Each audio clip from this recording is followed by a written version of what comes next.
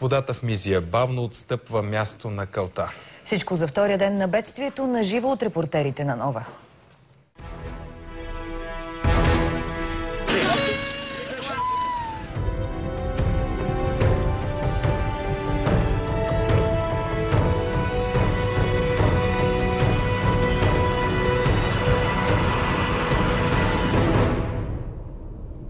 Отиваме сега направо при Николай Василковски, който е в центъра на Мизия, където продължават спасителните операции.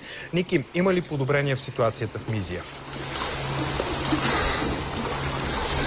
Подобрение има до толкова, доколкото водата все пак бавно се оттича. В момента, между другото, се опитваме да стигнем до къщата от една от пострадалите къщи на един от хората, които живеят тук, който ще успее да види какво е останало от това, което водата е потопила. Но първо, обобщената информация, над 100 вече са срутените постройки тук в Мизия. Това е по информация на кризисния център.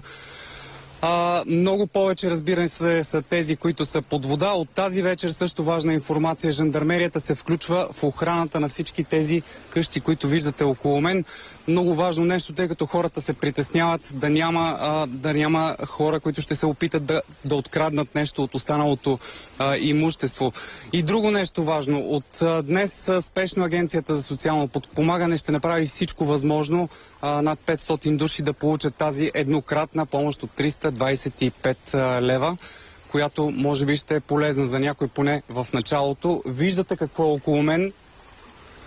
Вода, много вода и още, може би, много повече кал. Между другото, точно около нас са срутени сгради. Това ето една от срутените сгради. Вижте на какво всъщност е останало от нея. Ето, за височината на водата тук можем да погледнем тази порта, която така горе-долу се вижда само номерчето на нея. Но всички тези хора се опитват да оцелеят по някакъв начин. Вървяха слухове за втори, трети и така нататък вълни. Не спокойно е, водата леко, бавно и сигурно се оттича. Да видим все пак притесненията на хората. Вече никой не се съмнява. Водата бавно се оттича. Хората в най-ниските части на Мизия тръпнат да видят какво е оцеляло изпод калните води. Така изглежда мазето на семейство Борисово и виждате цялата землина е под вода, олио, ракия, всичко, буквално всичко е потопено. Но това е по-малкият проблем, тъй като има доста вода тук. Основите на тази къща вече са компрометирани и може би в един момент тя ще стане опасна, ако водата не бъде изпомпана. Лично със собствени сили няма да стане. Да. Трябва помощ от някъде. Помпа, която най-близко време, защото нивото се покачва ежеминутно. В съседния двор попадаме на поредния герой, 120-килограмовата Габи. Едва на 4 месеца животното се е спасило като опитен пловец. Разместила дървията, които са плавали така и беше дошла, като сега докъде ги е ловило водата, виж. Само за денонощие нивото на водата е спаднало с около 50 см.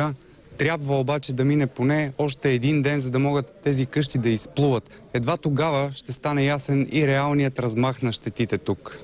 Междувременно екипи на пожарната обикалят с лодки, за да огледат опасните сгради, а те падат една по една. А хората стоят по улиците и чакат. Просто аз не знам какво е вътре, за да имам на представа какво да правя. Цяла България гледаме от пролетта в каква трагедия. На кой мога да кажа, че искам нещо и имам нужда от нещо. Някои от пострадалите дори нямат дрехи. Всичко са оставили вкъщи в момента, в който водата е нахлула.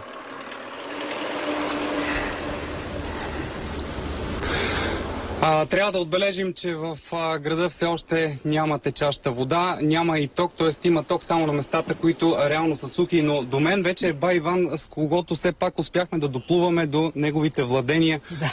Кажи ми, показахме вече, показахме всичко от този град. Кажи ми, за кое ти е най-тъжно, като гледаш тази трагична гледка?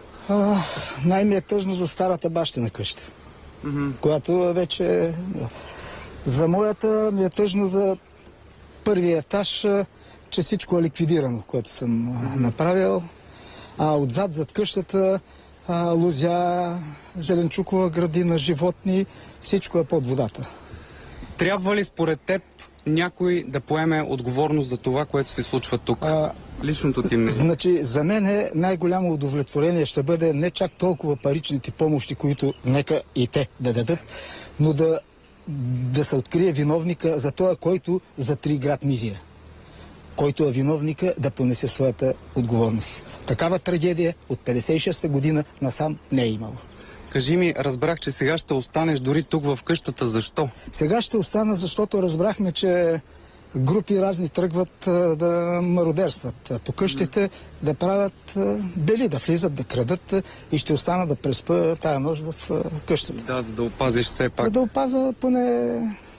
Има много неща, които съм се снабдил и съм се обзавел. Трябва да го спасявам. Трудно е завръщането на едно такова място, където виждаш целия си живот съсипан и под вода.